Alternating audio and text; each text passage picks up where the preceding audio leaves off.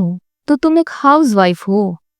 अरे, तुम तो पढ़ी लिखी हो, काबिल हो। तुम्हें तो मुआशरे में कंट्रीब्यूट करना चाहिए, मुल्क की इकोनॉमी में हिस्सा डालना चाहिए। घर पे बैठ के खुद को ज़ाया कर रही हो।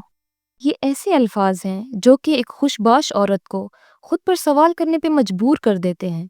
क्या मैं पीछे रह गई? क्या मैं एक फेलियर हूँ? वर्थलेस? यूजलेस? मेरे दोस्त, जानकार सब तरक्की कर गए और मैं बस घरदारी और बच्चों को संभालने में लगी हूँ। क्या मेरी कोई जिंदगी नहीं?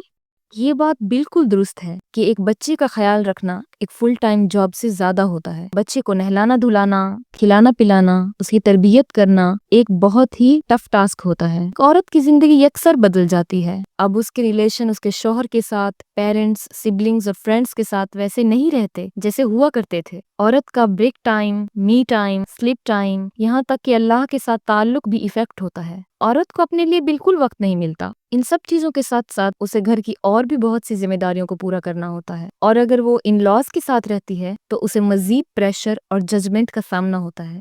वो हर एक रोल को बेहतरीन तरीके से निभाने की कोशिश करती है। वो हर एक को खुश करने की कोशिश करती है और कई दफा वैलिडेशन और इनकरेजमेंट के इंतजार में खुद को थका देती है। और जब उसे कहीं से भी कदरदानी नहीं मिलती तो वो बहुत मायूस हो जाती है। और ये जिस्मानी और जहनी थकावट उसकी जिंदगी से एक्साइटमेंट, पीस और फोकस को ले जाते हैं। वो अपने इर्द गिर्द सक्सेसफुल औरतों को देखती है तो एंग्जाइटी और डिप्रेशन में घिरती चली जाती है। फिर वो अपने आप को, अपने मकसद को और अपने बच्चों को ध्यान देना छोड़ देती है और इसी दायरे में घूमती रहती है। पढ़ा लिखा होना या तालीम याफ्ता होना आपको स्ट्रॉन्ग और कॉन्फिडेंट बनाता है, चाहे आप वर्क प्लेस पर हो या चाहे आप घर की कोई जिम्मेदारी निभा रही हो। इल्म कभी भी आपको रिग्रेट और सेल्फ डाउट नहीं देता। सिर्फ एक हाउसवाइफ होना बहुत बाहिम्मत बात है। It takes a lot of courage. आप हाउसवाइफ होकर भी काबिल और टैलेंटेड हो सकती हैं। आप उतनी ही कॉम्पिटेंट हो सकती हैं जितना कोई डॉक्टर, इंजीनियर, मैनेजर वगैरह, बल्कि आप उससे भी ज्यादा हैं,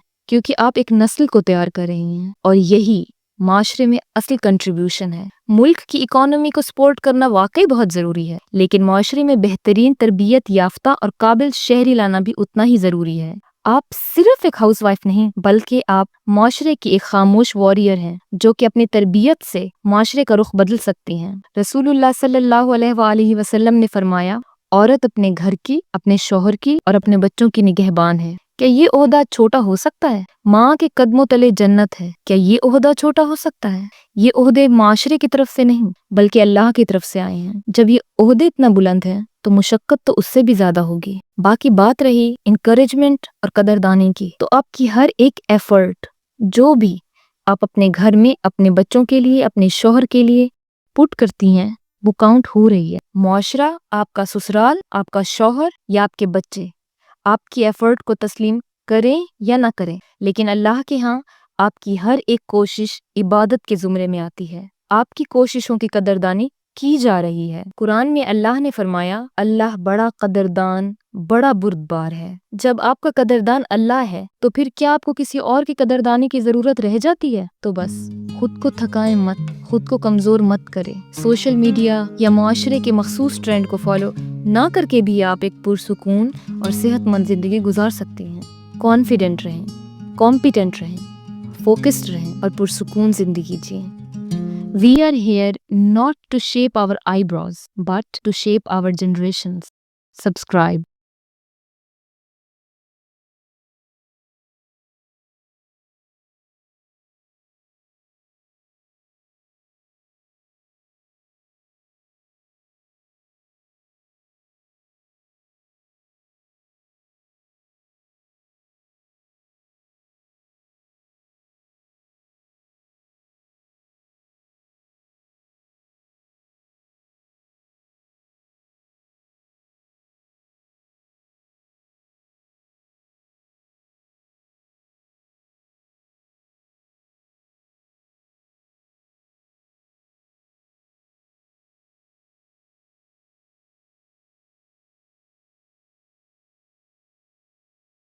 We